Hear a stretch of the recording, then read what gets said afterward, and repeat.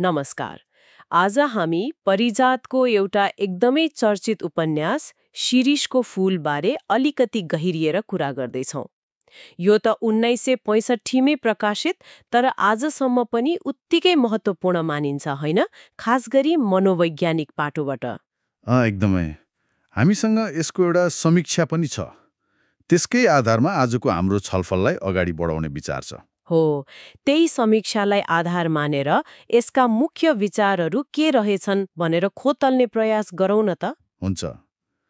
त्यो समीक्षाले पनि उपन्यासलाई मान्छेभित्रको त्यो एक्लोपन, निराशा अनि जीवनप्रतिको एउटा वितृष्णालाई गहिरोसँग केलाएको कृति भनेको छ। अनि यसले युद्ध, प्रेम, सामाजिक मान्यता, आत्मअन्वेषण जस्ता कुराहरूलाई कसरी जोडेको छ भन्नेमा पनि समीक्षा केन्द्रित छ।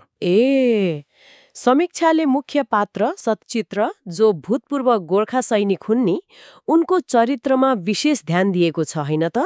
युद्धबाट फर्केपछिको उनको त्यो मानसिक अवस्था, त्यो निरर्थकताको भाव उपन्यासले कसरी देखाउँछ भन्ने बारे समीक्षाले के भन्छ? हो, सचित्रको कुरा एकदम महत्त्वपूर्ण छ। समीक्षाले उसलाई युद्धपछिको त्यो शून्यता र अस्तित्वको सङ्कटको प्रतीक जस्तै मानेको छ। मतलब यो खालि एकजना मान्छेको कथा मात्र होइन, युद्धले मान्छेको मनमा कति गहिरो, कति लामो चोट पार्छ भन्ने कुराको एउटा साहित्यिक अन्वेषण हो यो। समीक्षाको विश्लेषण त्यस्तै छ।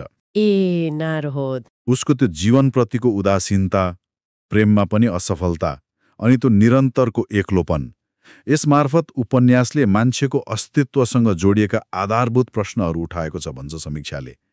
उसको भित्री द्वन्द्वले पाठकलाई नै एक किसिमले सोच्न बाध्य बनाउँछ। त्यो त भयो युद्धको असर र मनोविज्ञानको कुरा। तर समीक्षाले परिजातको लेखनको अर्को एउटा बलियो पक्ष पनि औँल्याएको छ जस्तो लाग्यो, महिला पात्रहरूको चित्रण।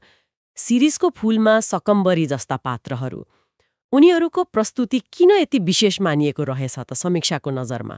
हो, यहाँनिर परिजातको लेखनको त्यो बेजोडपन अझ प्रष्ट हुन्छ। समीक्षाले भनेअनुसार परिजातले महिला पात्रहरूलाई त्यो परम्परागत सोचभन्दा माथि उठाएर उनीहरूको आफ्नै चेतना, इच्छा, अलिकति विद्रोहलाई पनि आवाज दिनुभएको छ। त्यो बेलाको समाजमा त यो पक्कै नौलो थियो होला। एकदमै। त्यो समयको नेपाली समाज र साहित्यमा यो निकै नवीन र साहसिक नै मानिन्थ्यो। सकम्बरीको चरित्रलाई हेरौँ न। उसलाई केवल प्रेमको पात्र मात्र नभई आफ्नै निर्णय लिन सक्ने, जीवनलाई हेर्ने आफ्नै दृष्टिकोण भएको पात्रको रूपमा देखाइएको छ। यसलाई समीक्षाले उपन्यासको ठूलो उपलब्धि मानेको छ। अनि परिजातको लेख्ने तरिका नि, शैली? शैली पनि उत्तिकै विशिष्ट छ। थोरै शब्दमा गहिरो अर्थ, प्रतीकात्मक अनि अलिअलि काव्यिक भाषा। यसले गर्दा उपन्यास साहित्यिक हिसाबले मात्र होइन, समाजशास्त्रीय र मनोवैज्ञानिक हिसाबले पनि बहुआयामिक बनेको छ भन्ने समीक्षाको निष्कर्ष छ। भनेपछि उपन्यासको आकार सानो भए पनि यसले उठाएका विषय र त्यसको प्रस्तुतिको गहिराई चाहिँ निकै अर्थपूर्ण रहेछ। यो समीक्षाको विश्लेषण हेर्दा पाठकले के कुरा मनन गर्नुपर्ने रहेछ त, मुख्य सन्देशहरू? निश्चय नै। समीक्षाले देखाएका मुख्य कुराहरूलाई छोटकरीमा भन्दाखेरि पहिलो त युद्धले व्यक्तिमा ल्याउने त्यो मनोवैज्ञानिक खालीपन र आफ्नो अस्तित्वको खोजी। दोस्रो, सामाजिक मान्यताहरूभित्र व्यक्तिको स्वतन्त्रताको कुरा, खास गरी नारी चेतना र पहिचानको प्रश्न। यो निकै महत्त्वपूर्ण छ। तेस्रो, प्रेम, जीवन, मृत्यु जस्ता जुन शाश्वत विषय छन् नि, त्यसमाथिको एउटा दार्शनिक चिन्तन पनि पाइन्छ।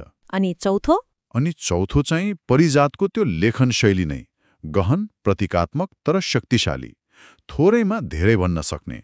यी सबै तत्त्वले गर्दा नै यो कृति कालजयी बनेको हो भन्ने समीक्षाको निचोड छ। साँच्चै एउटा सानो उपन्यासभित्र यति धेरै तह र अर्थहरू लुकेका रहेछन्।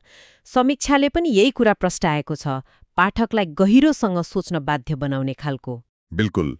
र यसले एउटा रमाइलो प्रश्न पनि उब्जाउँछ नि। यो उपन्यास पहिलो पटक प्रकाशित हुँदा पाठकले जसरी यसको त्यो शून्यता र आत्मअन्वेषणलाई महसुस गरे होलान्, के आजको यो परिवर्तित समाजमा अहिलेका पाठकले यसलाई ठिक त्यसरी नै ग्रहण गर्छन् होला, कि समयको यो दूरीले यसका अर्थहरूलाई अलि फरक बनाएको छ? यो त निकै मननयोग्य प्रश्न भयो। हो, उपन्यास र यो समीक्षाले उठाएको यो प्रश्न साँच्चै विचारणीय छ। हो नि, यो उपन्यासको गहिराई र समीक्षाले उठाएका यी विचारहरूमाथिको आजको हाम्रो यो छोटो विमर्श पक्कै उपयोगी रह्यो होला भन्ने आशा गरौँ।